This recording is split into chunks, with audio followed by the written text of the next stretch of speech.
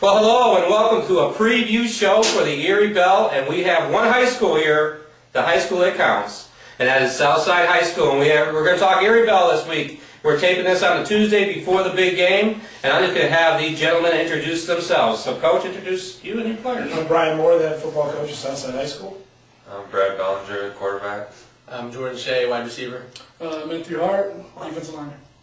And these guys are going to, they promised me that before the show that it's more than one-word answers. So this is going to be a good, lively show. We have 4 other gentlemen that will be coming also onto the show, so they'll be switching back and forth.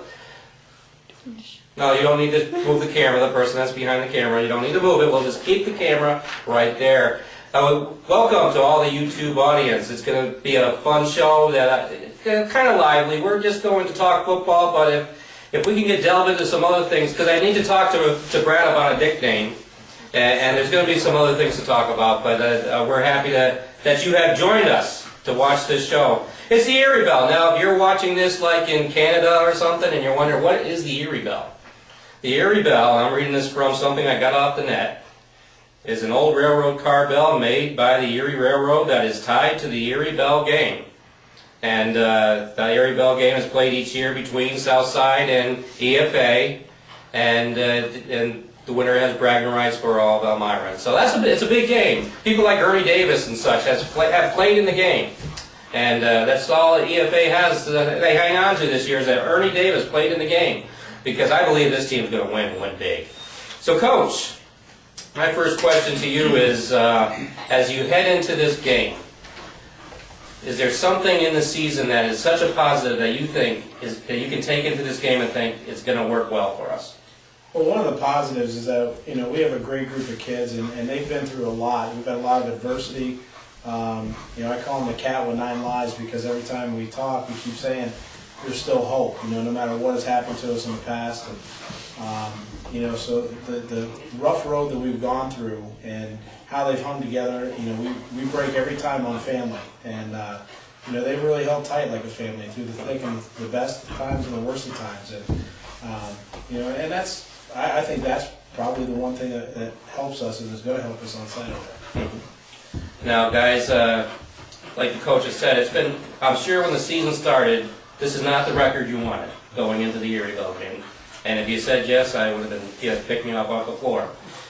But same question to you as I asked the coach. Something that you can take from this season into the game. What is it? Anybody can just speak up. We've had some big losses, but the 2 wins that we did get, I thought that Coach always says play 4 quarters. And the 2 games that we did, we played a complete game, and that we looked at the games that we lost, and it's like we either fell apart in the first or one of the quarters or even all of them. And I think if we can play a full game, then it'll be a good one. Mm-hmm. Now, Jordan, you had a monster game this year.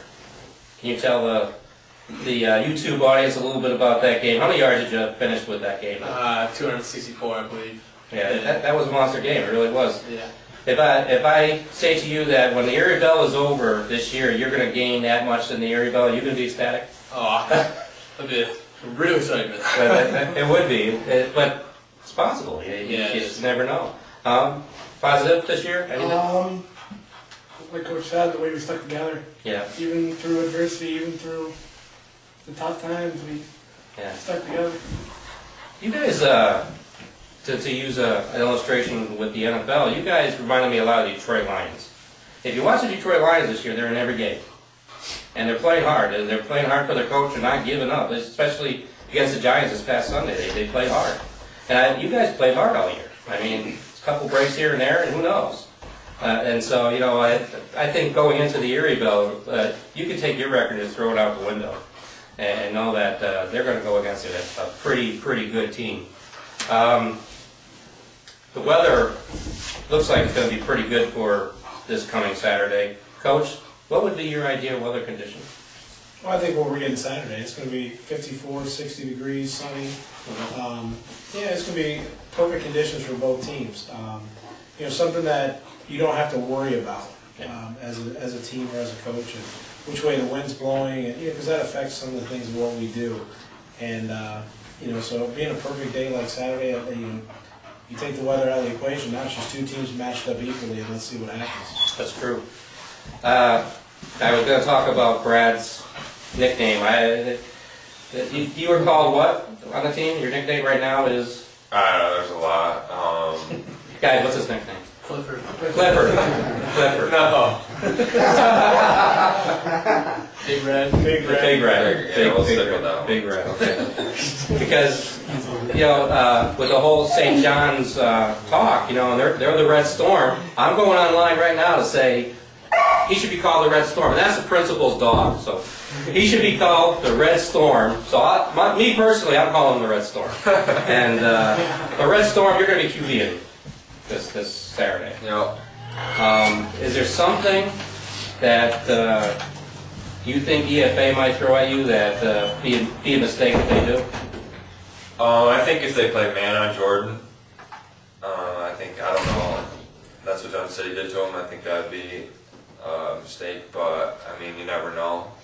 I've been through this will be my third game playing in Erie Bell, and I've seen a lot.